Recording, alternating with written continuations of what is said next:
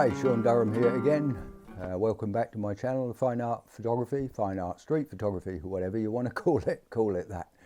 Anyway, I just thought I'd make a little video, try and make it a bit short, but just, you know, I get a lot of people asking me about photography and how you do street photography, which really, you know, means photography, especially outside. You know, it could be street, urban, it could be landscape, it could be big city photography, but whatever you do, you are following certain principles which are very important. And I wanted to just basically give you a few tips on 3 ideas that you should follow and attempt to master. You know, I've been taking photos for many years. I've been involved in art for many, many years. I always study the great masters, and a master is a master, male or female. And the thing about it is you go back to the painters, because they were at it a lot longer than the photographers. One of the first things I'd like to talk about, and that is, if you go back to the painters and you study them, very seldom would you find them talking about storytelling, which seems to have become a bit of a sort of meme in the whole world of the internet. But it certainly isn't, not in my mind, in the mind of many, many other professional photographers and painters. It is not really the game when it comes to taking still photos. In a still photo, there's no story to tell, but there are implications, and there are moods, and there are feelings, and there are expressions. And when I say implications, what I mean with that is that we imply something was happening. And it was one of those moments that I like to think about is I'm out there on the street and I'm looking for places where I see the cracks in time. And the cracks in time for me mean I'm looking at the place where something stands still for a moment and I get it with the camera. I take the shot. And so the cracks in time is one of the little thoughts that I have in my mind. And in there you see something that everybody else has missed. And that's what we as street photographers are always looking for, is that little moment, an interaction of life, a strange moment that happens where a group of people or 2 people or something on a street that may not even involve just people, but rather weather, light, composition, colour, all come together, and you're there with your camera and you're ready and you take the shot. That's a crack in time where time stood still for a moment. And I love that idea because it's out there somewhere. It's always there in life. We're also very fast in this world today, very quick, looking for things, trying to find things, and we rush to do it. And in our rush, we tend to just whiz past everything that is so important to a photographer, and that is stand still and take a look around, and then start sopping up the environment. Start looking at the colours, the light, looking for those leading lines that give you that hook into an idea. This is what we should be looking for. And so when it comes to storytelling, I do think it's a bit cliche. It doesn't really have much to do with photography. It has everything to do with storyboarding, with photos. It has everything to do with illustration, either with some sort of graphic design or something like that. But when I take one still shot, it's one moment that means something, and that's it. And in it, there's a mood, a feeling, there's an expression of life that I captured and held still with my camera. And so as far as stories go, I have no idea what people are talking about when they say, oh, it's full of story. And narrative also, narrative and story, they go together, but they're 2 different things. People who talk about narrative in their photography, I'm sorry, but I have no idea what these people are talking about, really, because you can read a book and you can define the difference between the plotting of the book and the narrative of the book. But I tell you this, both of them are moving forwards all of the time. They are leading your mind through a series of ideas which develop and build a story when you're reading a book or watching a film or sitting with a friend and they're telling you something about something that happened. And it might take them anywhere from a minute to 20 minutes to tell you a story. A photograph doesn't do that. What we do is we stop time with our camera. And that's why I talk about looking for the cracks in time, the moment when time suddenly, for some reason, is just ding, stops, and you're there and you take the shot. And it's full of feeling, mood, expression through what? through colour, lines, composition, shadows and light. And so I suggest that if you're a beginner or if you've been at it for 55 years, don't forget, a great idea is to think about it in terms of it's a still shot. And what I'm looking for is those leading lines, which will, of course, be illuminated by light. The study of light is probably one of the number one things that you should be learning, not where the buttons are on your camera and what you can do with them. And wow, look at this. I've got one button that does this and another one that does that, but rather how to get the shot.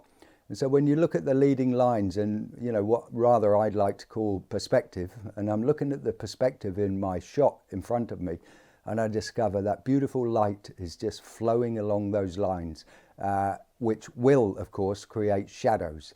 And those shadows will just start making my mind dance, and I'll be thinking about how wonderful, there's somewhere here, there's a shot. And so what do? I shuffle my feet a little bit, and I start seeing where these perspectives in the leading lines help me to build a composition with the buildings around them and the people walking along the street. And this is how, for me, it develops and how it all builds up. There's a sense of anticipation, because for me, in a big city like Berlin, and it is a big, intense place. You should have been here the other day when the public transport were on strike. Man, it was nuts out there. People driving their cars bumper to bumper and creating gridlocks everywhere, and people flying along the street on bicycles. Wow, what a place to be. A very dangerous place to be on the street. But nevertheless, you're out there and there's tons of interaction, and sometimes it's way too intense. You know, remember that the light is the essence of photography. Without light, we can't take a photograph. And so that's what we should be studying. And there's winter and there's summer and there's spring, and all this light is very different. Also, when we look at light, we're looking at how it hits color, what it does to color. It can blow color out. It can make it totally, you know, a lovely red and green area or something like that. It could be people's clothing, or it could be the side of a building. If it's very intense, high summer, it can get blown out by direct sunlight. And so you've got these faded colors to work with, almost pastel, and then that's a different mood in your photo, therefore a different emotion that's going to be evoked from the viewer when they see your beautiful photo. Thing about it is light creates composition, because it will always create shadows. And so when you have those shadows there, you begin to see structures. And this is why we can see the leading lines. The light hits something, looks great, it's quite intense. And of course, when we go into post-production, we're perfectly at liberty to muck about with it and bring the intensity of the light up, soften the shadows a little bit, that type of thing, and then adjust color so that we can either go pastel or saturate, or find a middle sort of feeling for the color, depending what you want. And so that would be, you know, experimenting with your own work and discovering what really floats your boat, what makes you feel good about being a photographer. Going back, you know, if you feel unsure about color, because it's pretty damn tough to work with color, you go back to the artists, the painters, you go back to the photographers of the 20th century who were just getting their heads around the idea of working with color. And most of them, right up into the late 70s, the 1980s, were just saying no to color photography. They were sticking with, you know, film photography, and they were sticking with black and white. There's a good reason why, is because they knew black and white film had been cracked to a certain extent, to a large extent, and that was that the tones were correct. The tones that they were able to pick up actually represented what they were looking at. And then in the darkroom, they could adjust slightly and still not lose the beauty of the lovely black and white or monochrome shot with the beautiful tones and the different values in those tones. It took a long time, and it's really digital photography that made it appear to be quite easy to use a color photography, to do color photography. But the study of color is a science, and the study of color with a camera is about practicing, experimenting, and keeping at it all the time, and to somehow develop a vision in yourself of the type of color photography that you'd like to do and aspire to it. And here's the thing, I love color. I love black and white and monochrome. I love sepia and things like this. But what I wouldn't do is just constantly narrow it down to one thing and it can only be that. I experiment all of the time, but I do know where I'm going with my color photography, and I do want to stick at color. But I'm finding it, there's lots of beautiful color photographers out there, or they produce beautiful photos that really, make me feel, wow, that's photography and that's fantastic. And also street photography is a lot more artistic, There's no point in doing street photography if you don't grasp the idea that it's an artistic pursuit. If you like to use more modern language, you can say it's a creative pursuit, but art is art. And I'm so glad in this day and age now, the 21st century, that people have begun to use the words of creativity and art in a way like it's something we can all do and we can all try it. Because honestly, when I was younger, if you said you're an artist, people would think you're being very over intellectual, and they would try to put you to test to see if you really are an artist. Do you produce masterpieces every morning before breakfast and such things? And it would really get on my wick, that type of thing, because I thought, well, what else would you call yourself? A person trying to be an artist? I wouldn't do this. I just get on with it and do the work, because most people who might criticize what you do and the work you do tend to be people who don't do it, and they have no idea what they're talking about. So anyway, going back to that, think about that idea of composition, building sort of, maybe you'll see it develop, in a concept of an idea, the things that attract you on the street, the type of compositions, and you might see in there's a sort of concept building that really comes from deep within yourself. And that's how there's a little bit of how style develops, because there's many aspects to style. Like I always say, style is something that emerges. You don't force it, you don't go looking for it, and you don't try and find it. It will emerge through the work you do. You think about your color, your light, you think about shadow very much, because shadow supports everything in the composition. And you do that and you master those areas, which will take a lifetime. The thing about it is you will see style develop, and that really does come from the idea that there's that old axiom in all art, but in photography, is you must have an intention.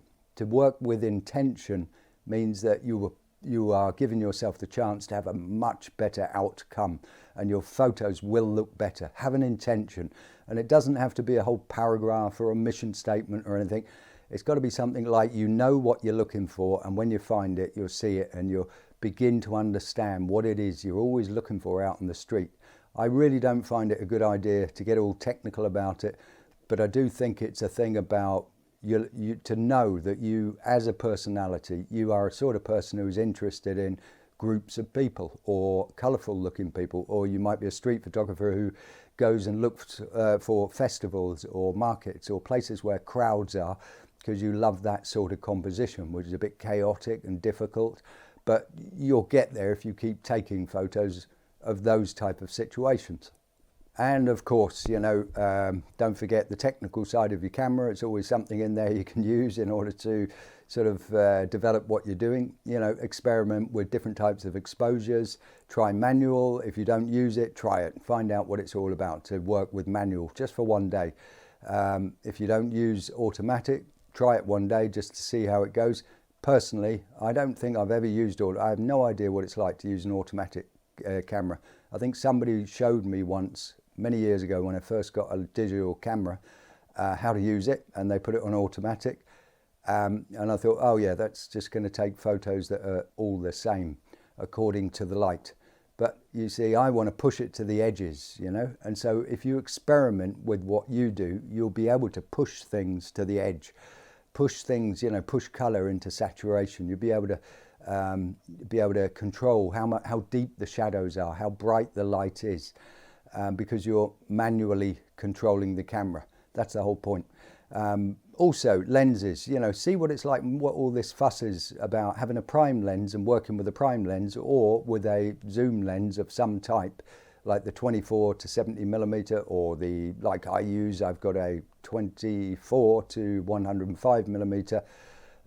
It's not a bad one, it's pretty good, and I can use it. I tend to find that I'm always dodging in and out between 28 and 35 millimeter, and that tells me something. Is I like that frame. It's a nice sort of it's a nice sort of angular frame and a nice distance for me, and I tend to find that it helps me to use my feet so I can get in there close.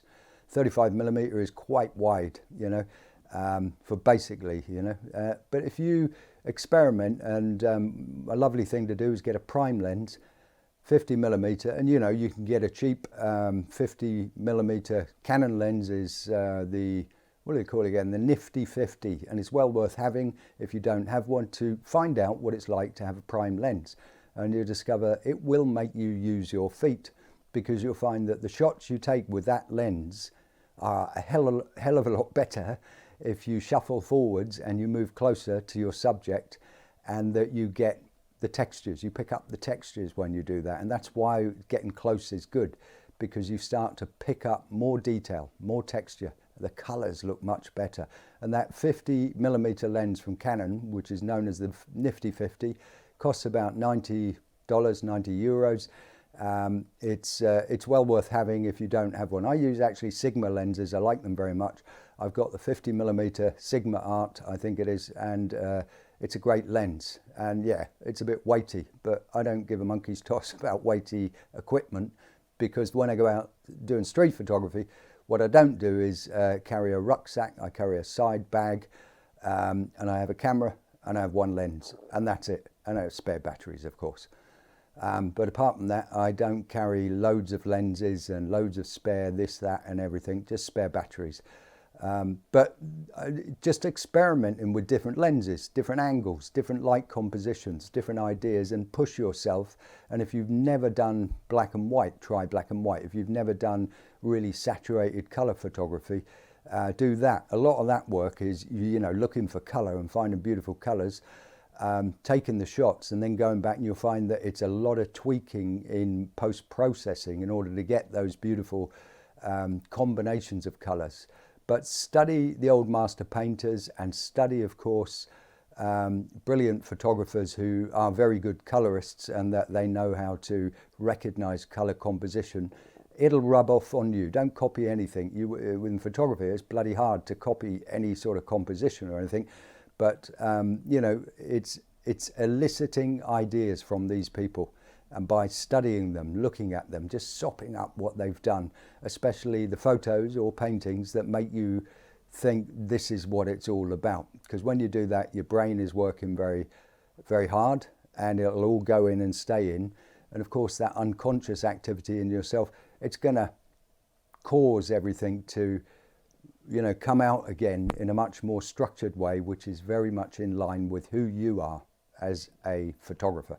Anyway, I wanted this to be short, but I think I rambled a bit, but I hope it's of great value to you. I'm Sean Durham in Berlin. Have a wonderful week ahead. It's Sunday night, and I'll see you next time I make a video. Subscribe to my channel, because it's pretty good. I'll see you then. Bye-bye.